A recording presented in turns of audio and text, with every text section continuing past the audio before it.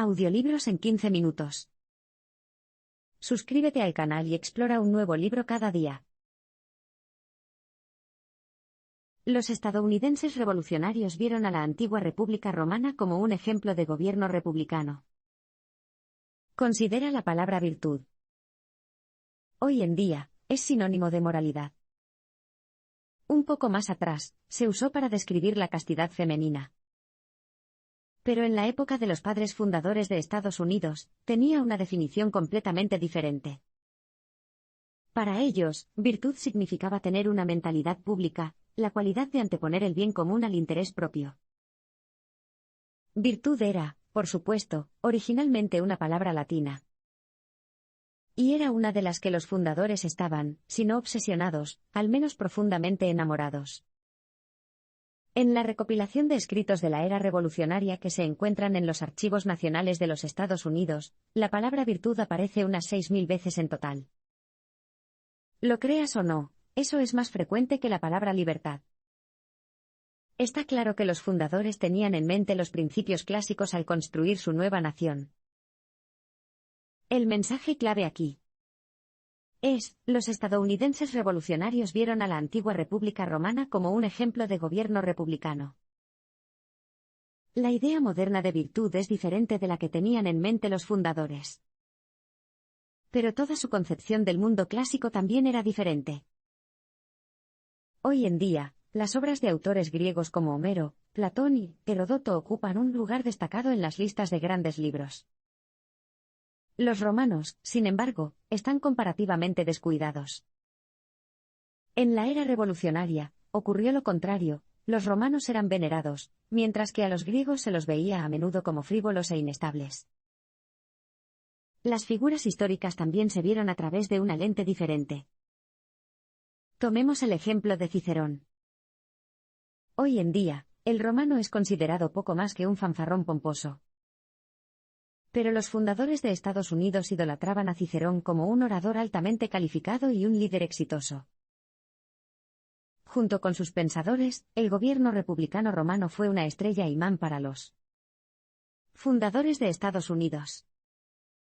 Confíe en las palabras de Alexander Hamilton. En el 34º volumen de The Federalist Papers, escribió que la República Romana había alcanzado la cúspide de la grandeza humana. Su desaparición tuvo un interés aún mayor que el florecimiento de Roma, que, se preguntaban los fundadores, ¿había provocado la erosión del glorioso imperio? Por mucho que Roma inspiró y guió a los fundadores, en ocasiones también los dirigió de manera equivocada. El caso más preocupante se refería a la práctica de la esclavitud. Muchos de los fundadores vieron la esclavitud humana como una parte natural del orden social y utilizaron teorías clásicas para justificarla.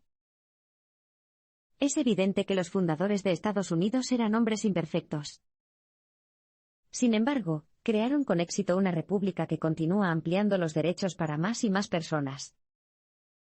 Vale la pena examinar las ideas clásicas que están en primer plano en sus mentes. Washington buscó convertirse en un virtuoso estadista y general militar.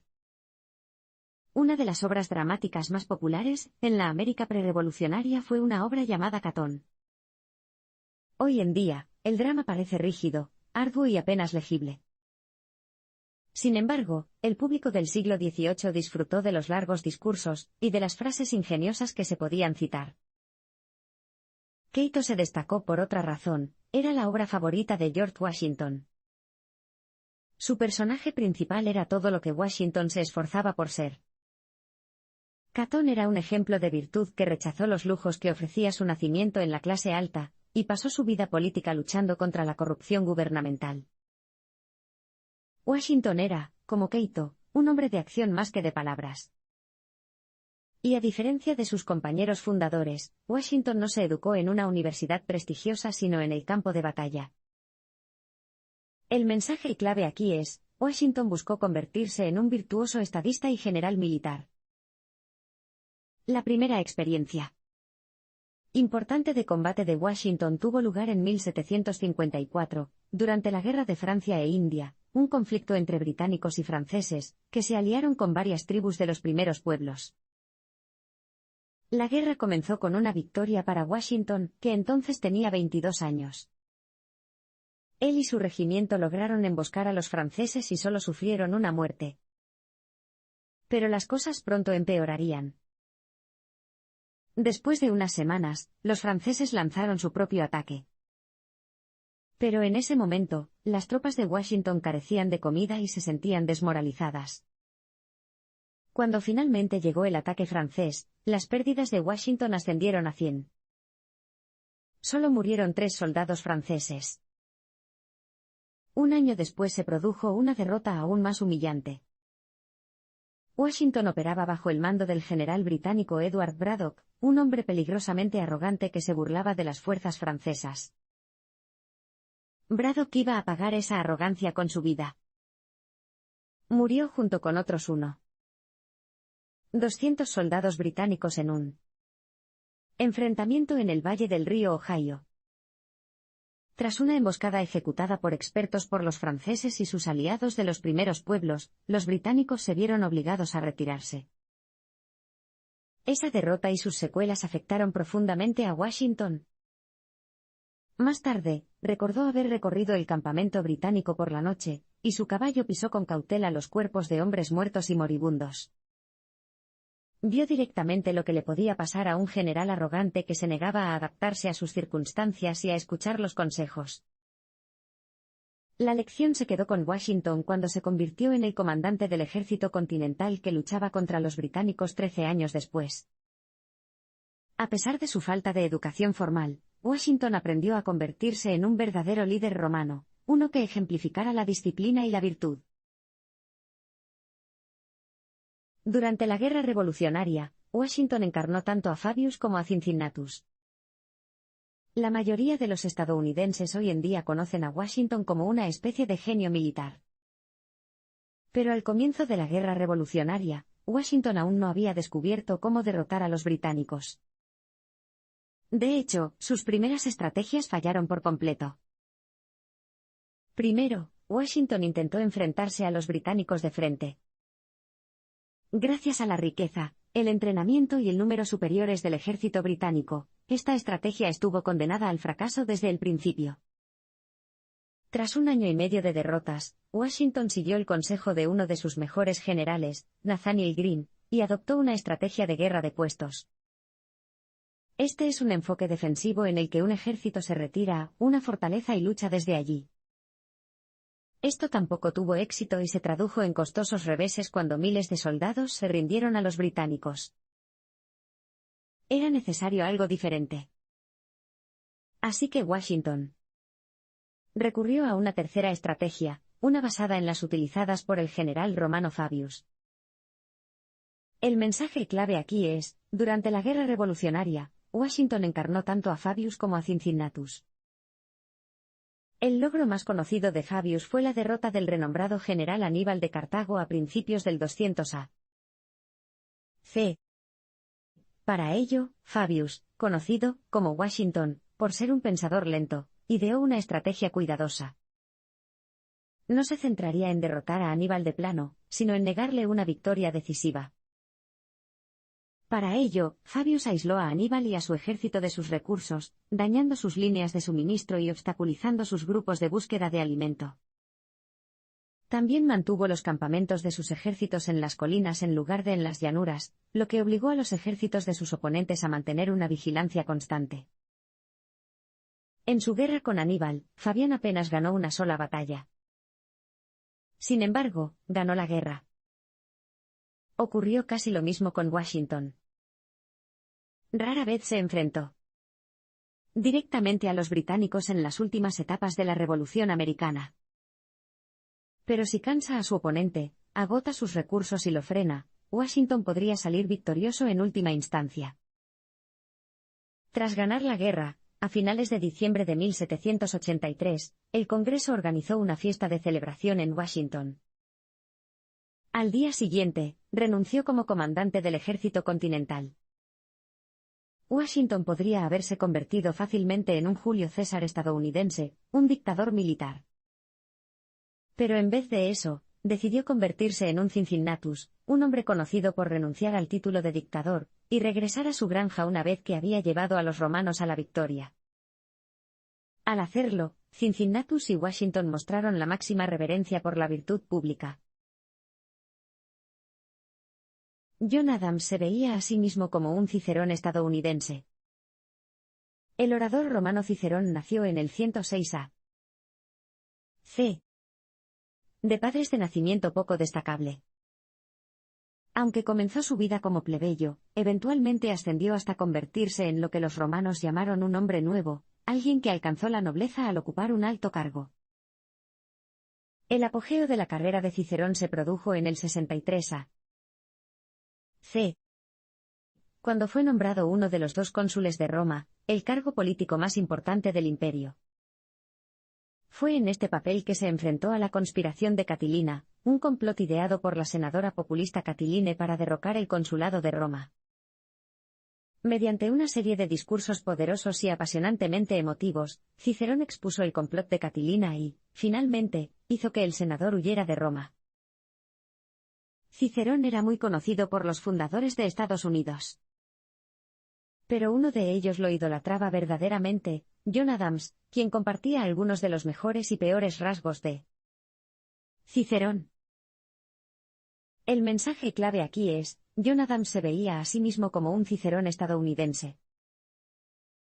Adams era, por decirlo menos, un gran admirador de Cicerón. Por la noche, leía los discursos de Cicerón en voz alta para sí mismo. E incluso escribió sobre el romano en su diario. En Cicerón, Adams vio elementos de sí mismo. Al fin y al cabo, ambos provenían de entornos anodinos y saltaron a la fama gracias a una combinación de esfuerzo y elocuencia. Y al igual que Cicerón, Adams estaba empeñado en convertirse en un gran hombre, honorable, respetado y poderoso. Los dos también compartían un defecto importante, la vanidad. A Cicerón le gustaban mucho los elogios. Y Adams, por su parte, era pésimo para hacer caso omiso de la prensa negativa. Durante su presidencia, encarceló a los editores de periódicos que lo criticaban. Sin embargo, mucho antes de que Adams se convirtiera en presidente, se involucró en la política. De hecho, fue el primer fundador que llamó a la revolución.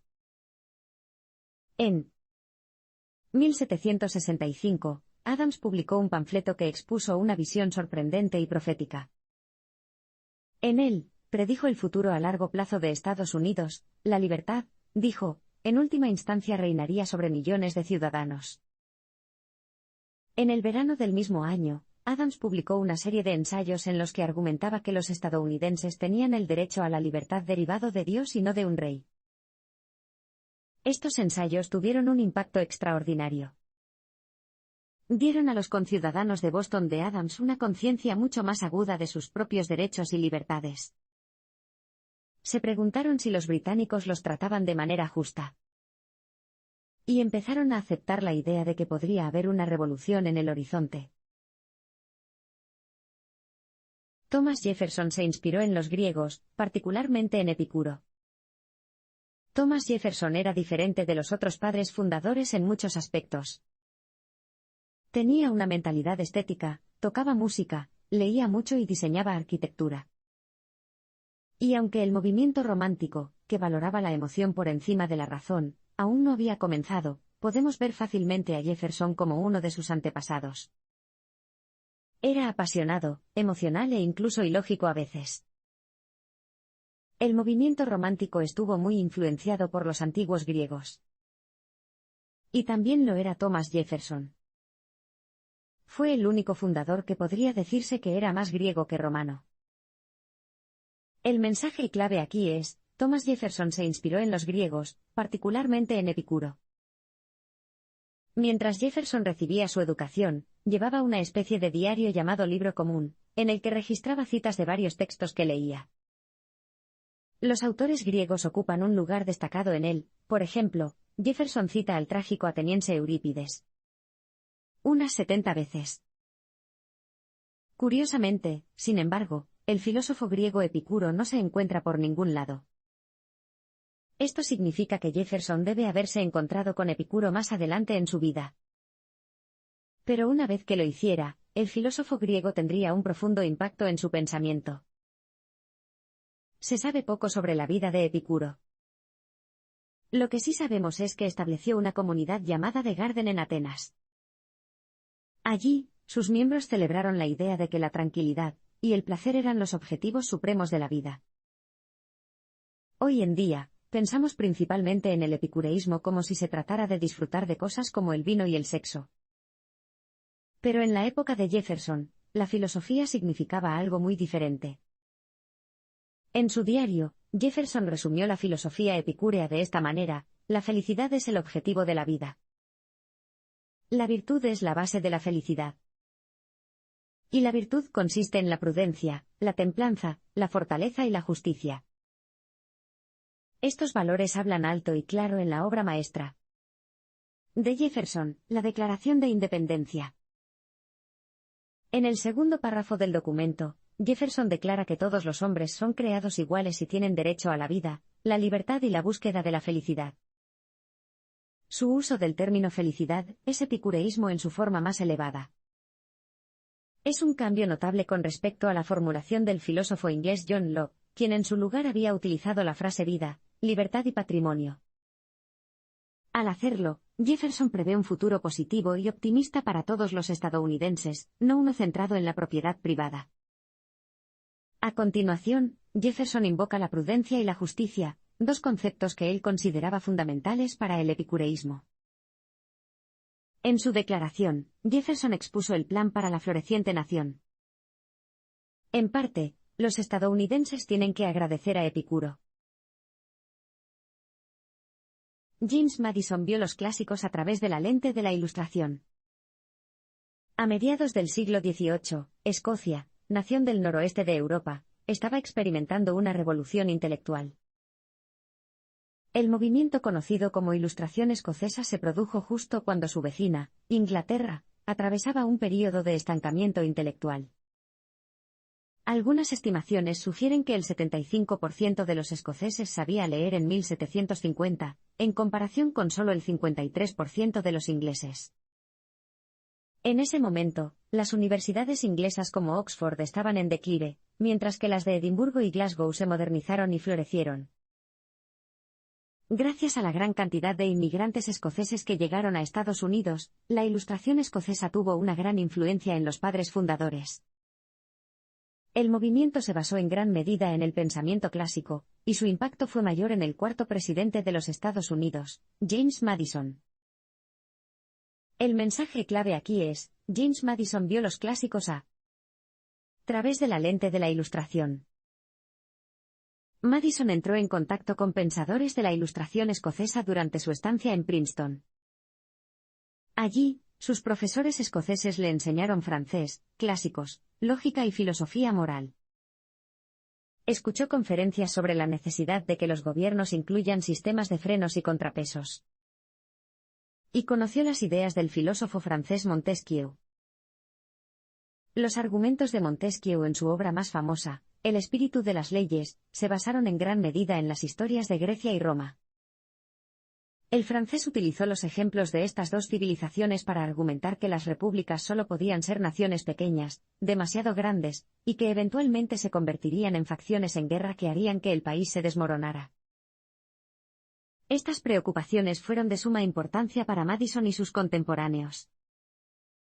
Y es casi seguro que Madison pensaba en Montesquieu cuando escribió sus dos obras maestras, la Constitución estadounidense y los documentos federalistas. La Constitución estableció el plan para la nueva nación.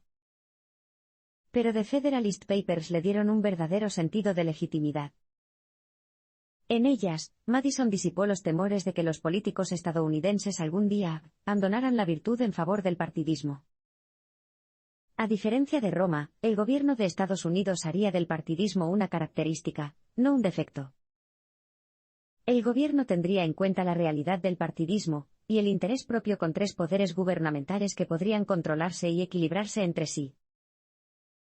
En cuanto al argumento de Montesquieu de que una república solo puede ser una nación pequeña, Madison también tenía una respuesta para eso. Madison creía que la solución al problema del faccionalismo era crear una gran república nacional. Esto dividiría a la nación en tantas comunidades y partidos diferentes que sería increíblemente difícil para un grupo dominar al resto. ¿Y si alguna vez estallara un conflicto regional, lo que finalmente ocurrió en la guerra civil, un gobierno federal fuerte podría mantener intacta a la nación? El clasicismo estadounidense decayó tras la ratificación de la Constitución. Hay un término que utilizamos hoy en día, oposición leal. Describe la práctica de cuestionar y criticar a quienes están en el poder sin dejar de ser leales al gobierno de la nación. El problema para los fundadores de Estados Unidos era que este término aún no se había inventado. No tenían vocabulario político para describir el potencial de una sana competencia política o partidismo. Así que continuaron viéndolo en términos romanos. Los federalistas, sobre todo John Adams y Alexander Hamilton, describieron a sus oponentes, los antifederalistas, como catilinas, traidores al Estado. El marco clásico era una mala manera de que los fundadores entendieran las circunstancias únicas de su nueva nación. El partidismo crecía, pero los federalistas seguían aferrados a la idea de que su gobierno podría existir sin él. Era una idea que estaba condenada al fracaso. El mensaje clave aquí es, el clasicismo estadounidense decayó después de la ratificación de la Constitución. Para que la visión federalista del gobierno funcionara, se requería que hombres virtuosos estuvieran en el poder. Washington era uno de esos hombres, un modelo de virtud que ni siquiera quería ser presidente. Si la presidencia de Washington validó la visión federalista, la presidencia de Adams la rompió en pedazos. A diferencia de Washington, Adams arremetió agresivamente contra el creciente partidismo. Lo hizo de maneras profundamente impopulares, tomando medidas enérgicas contra la prensa de la oposición, arrestando a periodistas y utilizando el poder judicial como una herramienta política. A pesar de todos los defectos de Adams, pasó una prueba importante para una nueva democracia, una transición pacífica del poder. Su sucesor fue Thomas Jefferson, que se estaba convirtiendo rápidamente en un partidario descarado. En el discurso inaugural de Jefferson, proclamó una clara victoria para los antifederalistas. Pero, lo que es más importante, no violaría los derechos de quienes habían perdido. Independientemente de las opiniones de cada uno, tenían derecho a los mismos derechos que todos los demás. Cabe destacar que Jefferson apenas invocó el término virtud en su discurso. Era una clara desviación de la antigua forma clásica de pensar. Era bueno tener virtud, pero no era absolutamente necesaria. Durante la presidencia de Jefferson y después de Madison, el clasicismo se convirtió lentamente en objeto de burla. Fue visto como un signo de elitismo y tontería de la clase alta. Mientras tanto, la gente empezó a ver la esclavitud como algo contrario al principio fundador de los Estados Unidos de libertad para todos. A medida que la razón y la racionalidad cedieron el paso a la emoción en el siglo XIX, el clasicismo murió lentamente. Los estadounidenses no abandonaron por completo el clasicismo, pero ya no era su guía.